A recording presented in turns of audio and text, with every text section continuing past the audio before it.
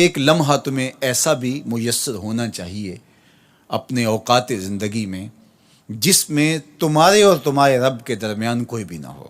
وَتَبَتَّلْ إِلَيْهِ تَبْتِيلًا، سب سے کٹ کے الگ تھلگ ہو کے بالکل یکسوئی کے ساتھ تم اپنی زندگی کے وہ لمحے اپنے رب کے ساتھ جوڑ دو.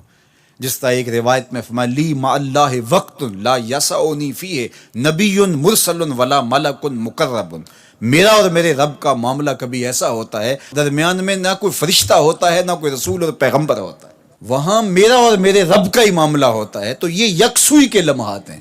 تو ہمیں بھی حضور علیہ الصلوۃ والسلام کے سینے سے نور لے کے اپنی زندگی میں کچھ ایسے اوقات مقرر کرنے چاہیے. اور وہ بہترین وقت میرے رب نے خود بیان فرمایا ناشئۃ اللیل ہے، وہ سحری کا وقت ہے، وہ رات کے لمحے ہیں، وہ پچھلے پہر کی مبارک گھڑیاں ہیں جب رحمتیں چھم چھم اتر رہی ہوتی ہیں اور اللہ کی رحمتیں بندے کا استقبال کر رہی ہوتی ہیں.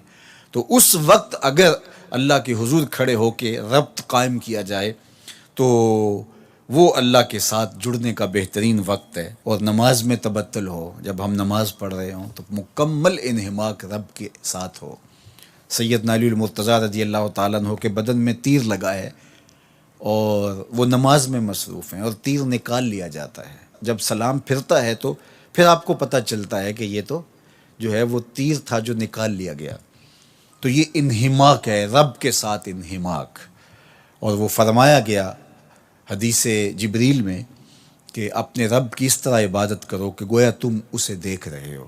اور اگر یہ کیفیت پیدا نہیں ہوتی تو کم از کم یہ کیفیت تو ہو کہ وہ تمہیں دیکھ رہا ہے.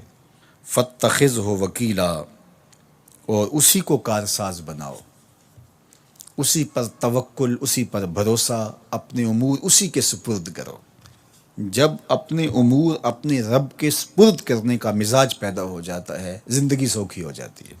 تدبیر کریں، اس کے لیے حکمت عملی ضرور آپ وضع کریں، لیکن کچھ کام کر کے اللہ پہ چھوڑ دیں. اگر توکل بھی یہی ہے کہ آپ گھٹنا بھی باندھیں اور سپرد اللہ کے کر دیں، اسی کی طرف سے کام ہوتے ہیں اور وہی کارساز حقیقی ہے. تو فرمایا کہ فَاتَّخِذْهُ وَكِيلًا، اسی کو کارساز بنا لیجئے اور اسی پر اپنے کاموں کو چھوڑ دیجئے. جو کشتیاں اس کے نام پر ڈال دی گئیں وہ ڈوبتی نہیں ہیں، وہ منزل تک ساحل تک پہنچتی ہیں.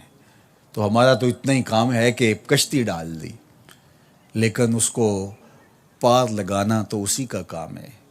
تو اسی لیے ہم سواری پر بیٹھتے ہوئے کہتے ہیں کہ مالک اس کو مسخر تو نے ہی کیا ہے ہمارے لیے، ہمارے میں طاقت تو نہیں تھی کہ اس کو مسخر کر سکتے.